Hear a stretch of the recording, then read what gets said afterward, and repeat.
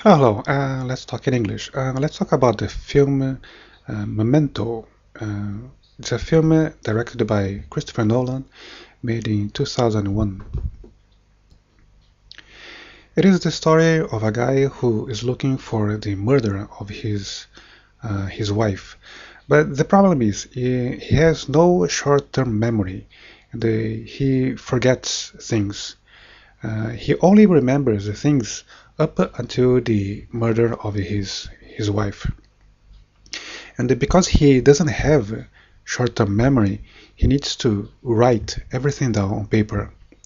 And he takes pictures, and the important information he also tattoos on his own body.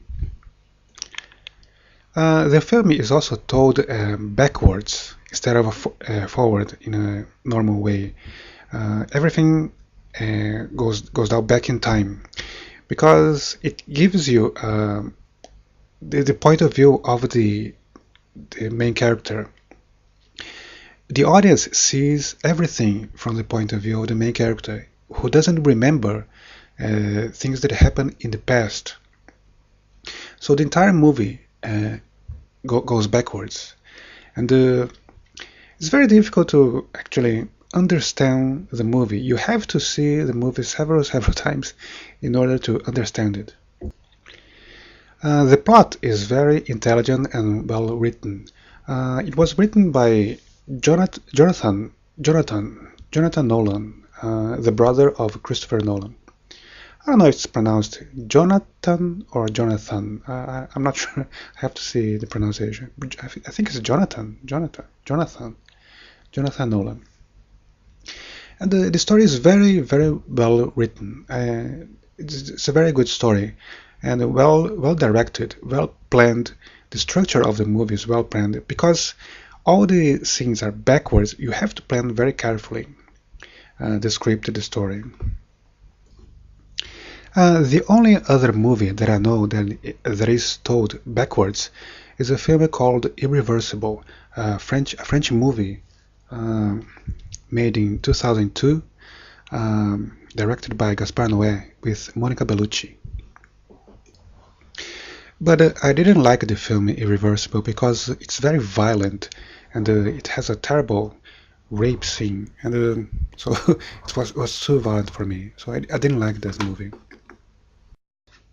But the fact that a movie is told backwards, or that you have to see it more than once to understand it, doesn't doesn't make it a good movie. That's not enough or even or necessary to make a good movie.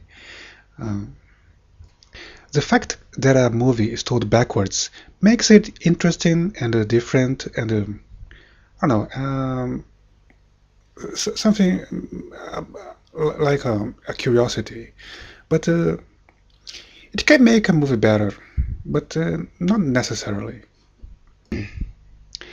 I also have a problem when a movie doesn't have a happy ending because I like happy endings, and when a movie doesn't have a happy ending, I feel very disturbed, and I have a tendency not to like movies that don't have a happy ending. For example, many movies by Terry Gilliam. Terry Gilliam is a spectacular director. There are many good movies from him, but but also many of his movies don't have a happy ending. For example, Brazil and the 12 Monkeys.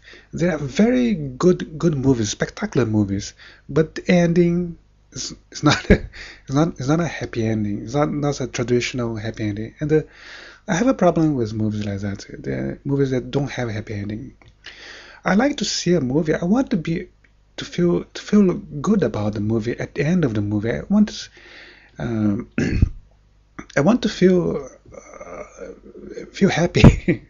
If the film doesn't have a happy ending, if the film makes me sad, if the film makes me disturbed, I have a tendency not to not to like that movie, not to want to watch it again. So I have watched Memento 3 times so far. And the first time I didn't understand it. The second time I still didn't understand. And on the DVD extras, there is a version of the film that is told chronologically. So that's the version I watched, and I finally got to understand some things. But the film still has some loose ends. And for example, the whole story about Sammy Jenkins. I still don't know if that story is fake or real. I don't know if the main character created that story. It's a fake memory he created for himself, or that story is real. I still don't know. I don't know the significance of that story. I don't know what's the point of that story, because the guy has a certain kind of amnesia. He doesn't remember anything after the accident. But there's a problem about his memories before the accident. Are those memories reliable or not? Is he really remembering things correctly, things from before the accident?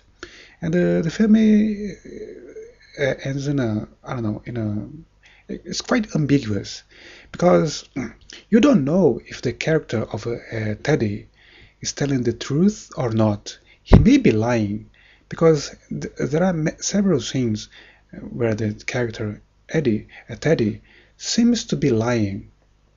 So you're not sure. You don't know for sure if he's telling the truth or not. Maybe the story was written like that on purpose, to be ambiguous on purpose, because so every viewer will have his or her own interpretation of the movie to understand how things are. Maybe that's the maybe that's the point of the movie, to be ambiguous on purpose, so everybody can come up, can think about the movie and try to understand the movie.